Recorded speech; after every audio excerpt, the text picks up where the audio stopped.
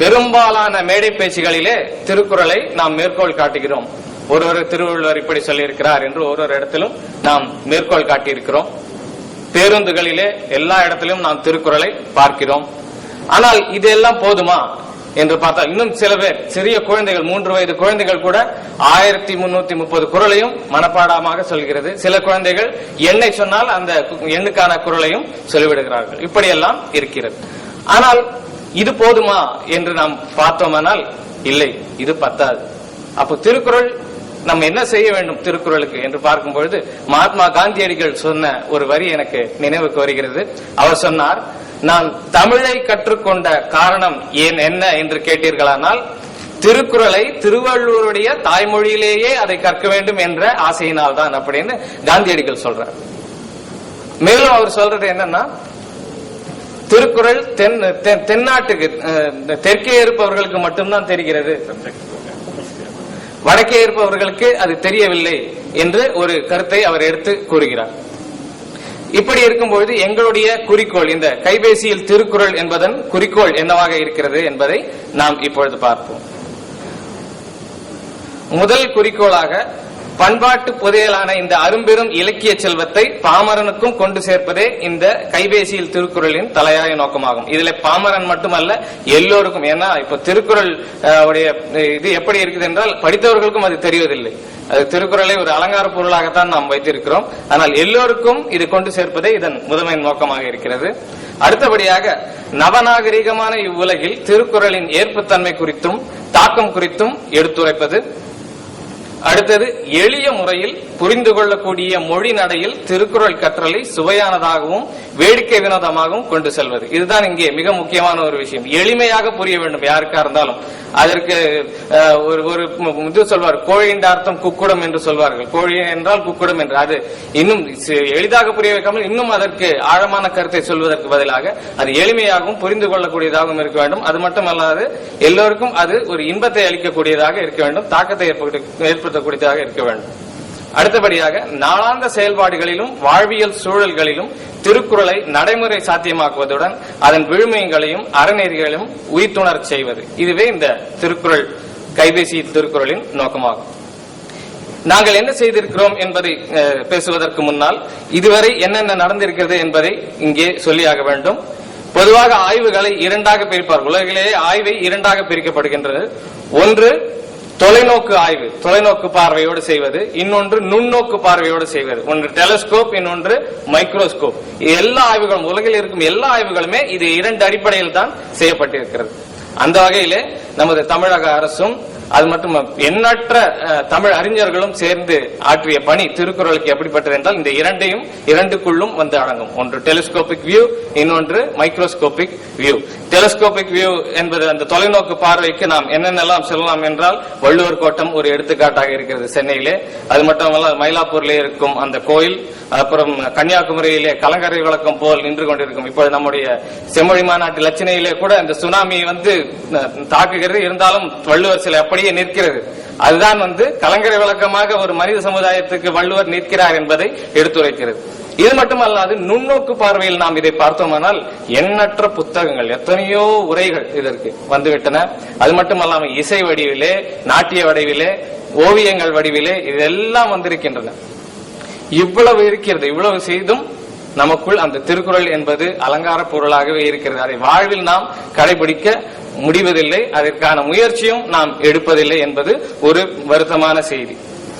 இந்த நிலையில் அடுத்ததாக திருக்குறளில் என்னென்ன செய்திருக்கிறார்கள் என்று பார்த்தோம். இப்போது நம்முடைய அருமை அண்ணன் ஐயாக்கண்ணன் அவர்கள் சொன்னார்கள், செல்பேசியில் வந்துவிட்டது, அதில் இத்தனை விஷயங்கள் எல்லாம் இருக்கிறது என்று சொன்னார்கள். நாங்களும் முயற்சித்தோம், செல்பேசியிலே இதை எப்படி கொண்டு வரலாம், என்ன செய்யலாம் அப்படி என்று யோசித்தோம். இதற்கு முன்னாலேயே செல்பேசியில் இது வரி வடிவமாக வந்துவிட்டது, டெக்ஸ்ட் ஃபார்மேட் என்று சொல்வார்கள். திருக்குறள் டெக்ஸ்ட் ஃபார்மேட்டில் ஏற்கனவே இருக்கிறது. அப்போ இதற்கு வேறு என்ன செய்யலாம் என்று யோசித்துக் கொண்டிருக்கிறோம். இது ராமாயணத்திலே சொல்வார்களே, அணில் பாலம் கட்ட உதவியது என்று. அந்த அணிலுக்கு தடவி கொடுத்த போது முதுகில் 3 கோடு விழுந்தது என்று சொல்வார்கள். நாங்கள் இதை காட்டிய பிறகு எங்கள் முதுகில் என்ன விழுகிறது என்று பார்ப்போம்.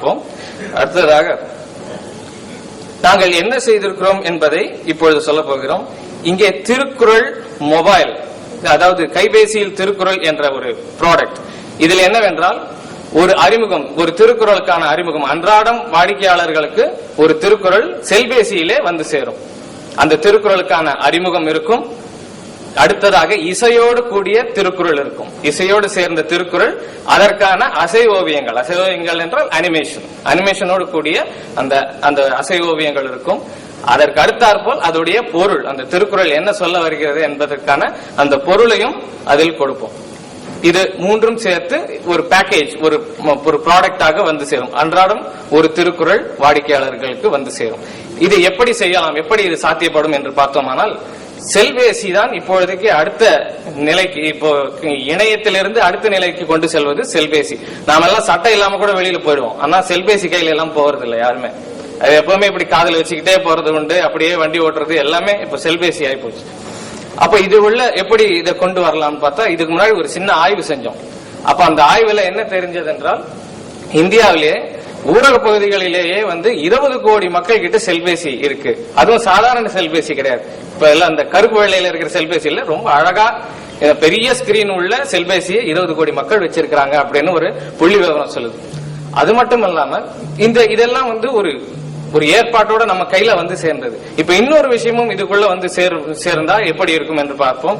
அடுத்ததாக நமக்கு பேசப்படுற சிவலிங்க ஐயா BSNL இருந்து வந்திருக்கிறார்கள். BSNL இப்பொழுது 3G எனக்கூடிய 3ஆம் தலைமுறைக்கான அந்த தொழில்நுட்பத்தை அறிமுகப்படுத்தி இருக்கிறது. அந்த 3Gல என்ன வசதி இருக்கும் அப்படின்னு பார்த்தோம்னா, இப்ப நம்ம ஒரு அழைப்பு வருகிறது, அந்த அழைப்பை எடுத்து நம்ம பேசுறோம், இவ்வளவுதான். முன்பு போல பெரிய பெரிய வேலையை எடுத்து சுத்திட்டு அப்புறம் பேசுறது அதெல்லாம் இப்ப கிடையாது. இப்ப எடுத்தவன ஒரு சொடுக்கி அழுத்தி காதல வச்சோம்னா நம்ம பேச முடியும். இதே நிலை இந்த 3G டெக்னாலஜியோடு, 3G நெட்வொர்க்கிங்கோடு நம்மளால் செய்ய முடியும். என்ன செய்யலாம்னா, வீடியோஸ் இப்ப எல்லாமே பதிவிறக்கம் செய்ய முடியும். நம்மளால இறக்கம் செய்யலாம். எப்படி செய்யறோம்னா, ஒரே அழுத்தத்துல, ஒரே சொடுக்கிய ஒரு முறை அழுத்தினா போதும்.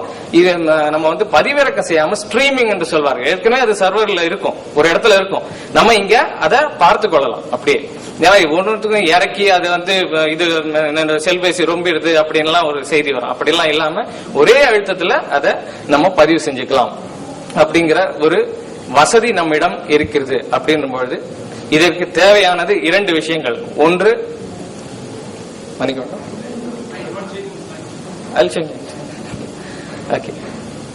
இதற்கு 2 செய்திகள் தேவைப்படுகிறது. ஒன்று என்னவென்றால், இதுக்கு சரியான ஒரு அடித்தளம், ஒரு பிளாட்ஃபார்ம் ஒன்று தேவைப்படுகிறது. அந்த பிளாட்ஃபார்ம் 3G ஆக இருக்கும், 3rd ஜெனரேஷன் மொபைல் போன்ஸ்.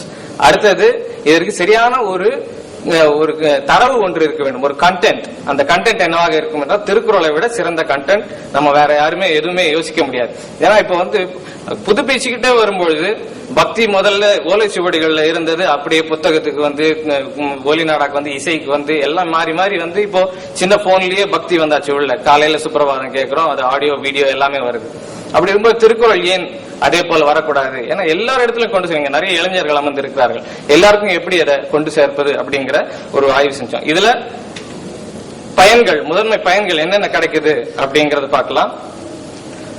மனதை மயக்கும் இசை, இசையோடு கொடுக்கறோம்னு சொல்லியிருக்காங்க. மனதை மயக்கும் இசை, அழகே உருவாய் அசை ஓவியங்கள். இப்ப இளைஞர்களுக்கு எல்லாம் ஒரு 2 தபலா வச்சு ஒரு தம்புரா போட்டுட்டாங்க, யாரும் உட்கார்ந்து கேட்கறது இல்லை. அதனாலதான் செம்மொழியோடைய தீம் சாங்கே செம்மொழியான தமிழ் மொழியாம் ஒரு அருமையான இன்றைய காலகட்டத்தில் இருக்கக்கூடிய எல்லாரும் பாடக்கூடிய ஒரு வகையில அமைச்சிருக்காங்க. அங்க போயிட்டு இளைஞர்கள் கிட்ட, குறிப்பா காதல்ல விழுந்திருக்கிறவங்க கிட்ட போயிட்டு, அருவாய் நிறைந்த அவிர்மதிக்கு போல மதிவுண்டோ மறுவுண்டோ மாதர் முகத்து அப்படின்னு நம்ம சொன்னோம்னாக்க யாரும் கேட்க மாட்டாங்க.